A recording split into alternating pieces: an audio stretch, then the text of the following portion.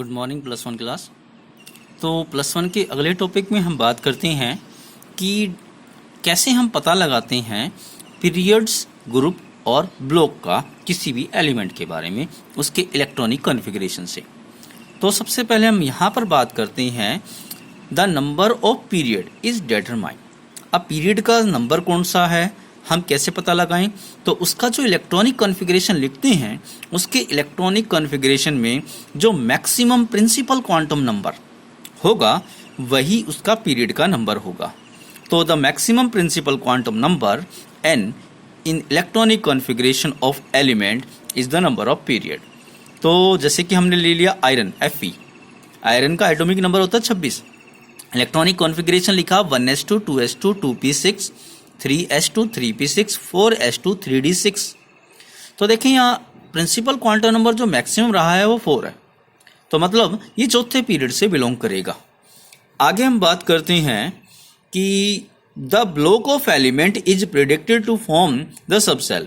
अगर हमें ब्लॉक का पता करना है तो इसे हम उसकी सबसेल से पता करेंगे। Of the last electron of the element is filled, वो सबसेल जिसमें लास्ट इलेक्ट्रॉन भरा जाता है। जैसे कि हम आयरन का ही केस लेते हैं, तो आयरन के केस में जो अंतिम इलेक्ट्रॉन आया है वो 3d6 डी ऑर्बिटल में आया है। तो मतलब ये कौन से ब्लॉक से बिलोंग हुआ? ये डी ब्लॉक से बिलोंग होता है। अगर हम आगे बात करें तो ग्रुप नंबर कैसे निकालें, तो group of the element is predicted to form the outermost shell. जो ग्रुप एलिमेंट हम प्रेडिक्ट करेंगे जो सबसे बाहरी सेल होती है उसके हिसाब से।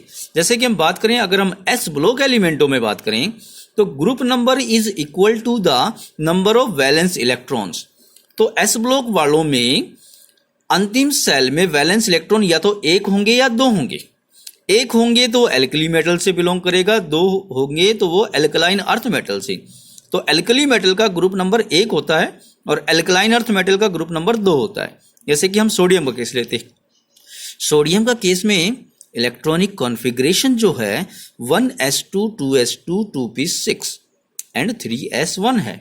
तो 3s में एक इलेक्ट्रॉन है तो वैलेंस इलेक्ट्रॉन हुआ 1, तो उसका ग्रुप नंबर हुआ 1।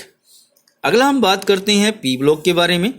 तो पी ब्लॉक एलिमेंट में जो ग्रुप नंबर है वो बराबर होगा number of valence electron plus में 10, यानी वैलेंस सेल में जितने इलेक्ट्रॉन होंगे उसमें 10 जोड़ दें। एग्जाम्पल सल्फर का लेते हैं।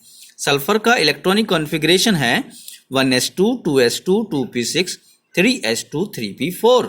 तो इसके वैलेंस इलेक्ट्रॉन हुए 3s2 3p4, मतलब 2 + 4। तो वैलेंस इलेक्ट्रॉन हुए 2 + 4, तो ग्रुप नंबर हुआ उसमें 10 जोड़ दें। 10 + 2 + 4 = 16। तो ये 16वें ग्रुप से बिलोंग करता है। अगर हम डी ब्लॉक के बारे में बात करें तो group number is equal to the sum आएगा यहाँ, sum of the number of electron in ns and n-1 d subshell. तो जो ns सेल में या n-1 सबसे अंतिम सेल का s और उससे पहले में जो d आता है उनमें इलेक्ट्रॉनों की संख्या का जोड़ कर दें, उसके बराबर उसका ग्रुप नंबर होगा। जैसे निकल की हम बात करते हैं, निकल का एटॉमिक नंबर होता है 28, तो इसके हिसाब से उसका इलेक्ट्रॉनिक कॉन्फ़िगरेशन हुआ 1s2 2s2 2p6 3s2 3p6 4s2 3d8। तो देखें ns2 n हुआ 4, तो n-1 हुआ 3, तो s के अंदर 2 इलेक्ट्रॉन, d के अंदर 8 इलेक्ट्रॉन, तो दोनों को जोड़ दें तो आया 10। तो मतलब निकल बिलोंग करता है 10वें ग्रुप से। तो आगे हम बात करते हैं, इसके बाद पीरियोडिक प्रॉपर्टियों के ऊपर बात करते हैं। पीरियोडिक प्रॉपर्टियां क्या क्या रहेंगी? तो हमारे सबसे पहले पीरियोडिक प्रॉपर्टी ले रहे हैं एटॉमिक वॉल्यूम। एटॉमिक वॉल्यूम से क्या मतलब रहता है? तो यह वह वॉल्यूम होता है जो ऑक्यूपाई होता है, the volume occupy by the 1 mole of the atoms. अगर हम जिस एलिमेंट का एटॉमिक वॉल्यूम निकाल रहे हैं तो उसकी 1 मोल की संख्या जितना वॉल्यूम फिल करेगी सॉलिड स्टेट में, हम उसे उसका एटॉमिक वॉल्यूम कहेंगे। एटॉमिक वॉल्यूम बराबर है gram atomic mass. Gram atomic mass होता है, it is the mass of the 1 mole of the substance divided by the density of the solid. अब हमें पता है density is equal to mass upon volume, तो mass से मास cancel, ऊपर क्या बच गया, वॉल्यूम बच गया हमारे पास। इसको हम एक्सप्रेस करते हैं सीसी। सीसी का मतलब होता है सेंटीमीटर क्यूब पर मोल। हम 1 मोल का निकाल रहे हैं तो इसलिए पर मोल हमने यहां पर रिप्रेजेंट किया है। आगे हम बात करते हैं अगली property, atomic size. Atomic size या फिर एटॉमिक रेडियस। तो एटॉमिक रेडियस क्या होगा, तो ये न्यूक्लियस से लेकर जो सबसे बाहरी इलेक्ट्रॉन होता है उसकी दूरी होती है।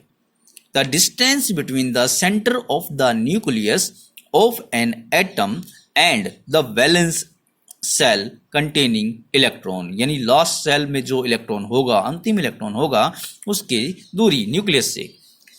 तो हम इसके बारे में बात करें, कोई आसान नहीं है किसी भी एटम की एटॉमिक रेडियस को निकालना। कई दिक्कतें आती हैं इसमें। जैसे हमारी दिक्कतें क्या क्या आती हैं, पहला जो हाइजेनबर्ग ने अपना प्रिंसिपल दिया एक्सपेरिमेंटल में, उन्होंने क्या कहा कि माइक्रोस्कोपिक जो पार्टिकल होती है उनके एग्जैक्ट पोजीशन निकालना इम्पॉसिबल है। तो उसी के आधार पर it is not possible to locate the exact position of the electron revolving around the nucleus. दूसरी हम बात करें तो जैसे कि एटम को प्योर स्टेट में ले जाना, गैसियस स्टेट में ले जाना इम्पॉसिबल है, क्योंकि बीच में कोई ना कोई एटम तो इंटरफेयर करेगा। 100% प्योरिटी करना, अब केमिस्ट्री में कहा गया है कि भाई कोई भी चीज़ ना तो 100% प्योर होती है, ना ही 100% इम्प्योर होती है, ना ही 100% रिएक्टिव होती है और ना ही 100% अनरिएक्टिव होती है। तो ये कहता है कि it is not possible to get an isolated का मतलब है सारे एटम एक जैसे हो, isolated atom from its element to measure its radius.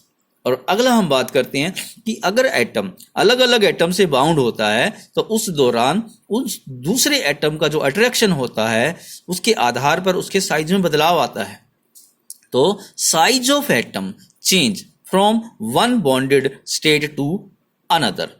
तो अगर एटम एक बॉन्डेड स्टेट से दूसरी बॉन्डेड स्टेट में जाता है तो उसके साइज में प्रभाव पड़ता है, यहाँ पर उसका साइज चेंज होता है। तो ये दिक्कतें आती है जिसकी वजह से हम एग्जैक्ट एटॉमिक रेडियस नहीं निकाल पाते हैं।